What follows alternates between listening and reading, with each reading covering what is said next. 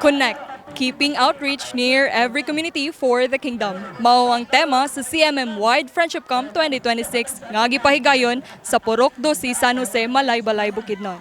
Kini nga kalihukan gitambungan og usa ka libo ug 800 nga mga kabatan-unan gikan sa nagadaiyang distrito sa tibuok Central Mindanao Mission aron ipakita ang kahinungdanon sa panaghiusa ug pagtuo. Atong paminawon ang pagbati gikan sa usa ka delegado.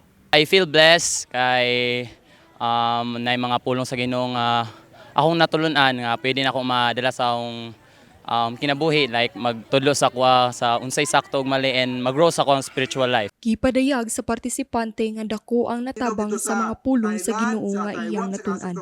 Ang ako dahil pinaka-best nga na-interan nga dula is saddle race. Very enjoy jud siya o kailangan jud ay siya teamwork o kana ang salig lang jud sa Ginoo kay og kanang wala tay salig sa Ginoo di jud ka ma-finish sa line. Gipasiugda sa partisipante ang kahinungdanon sa teamwork o pagsalig sa Ginoo. Ang tuyo ani ang camping mga kaigsunan, mga kaigalaan, mao ang paghimo sa pag-disciple sa atong mga kabatan-unan ug pagpaabot usab sa mensahe hilabi na gyud sa mga kabatan-unan nga ga-struggle usab silang pagtuo pagpangalaga diha sa Ginoo. So adunay mga kabatan-unan nga nakat-on gyud sila pag-ayo sa pulong sa Dios ug napaabot pud ang mensahe ngadto kanila. Matod pa ni Pastor Joniver Aranwa, ang tumong sa maong camping mao ang pagdisipulo ug pagdigon sa espirituhanong kinabuhi sa mga kabatan-unan. Alang sa itong mga batano sa Central Mindanao Mission, kini nga F-Camp, ang inyong tang kinabuhi makonekta sa Ginoo kay kung naa ninyo ang Ginoo, maangko ninyo ang tanan nga makahatag kanimo kalipay sa pagserbisyo sa Ginoo. Sa kinatibukan,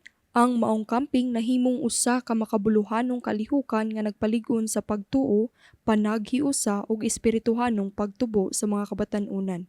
Pinaagi sa nagkalain-laing aktibidades ug pagtuon sa pulong sa Dios. Lakip niini, usa ka gatos ug 8 ka mga kalag ang midawat sa santos nga bautismo ug kang Kristo isip ilang personal manluluwas.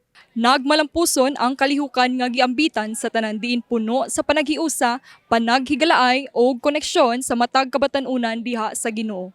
Kini si Kapaglaom Rona May Disipulo alang sa Mizpa. Live news and commentary.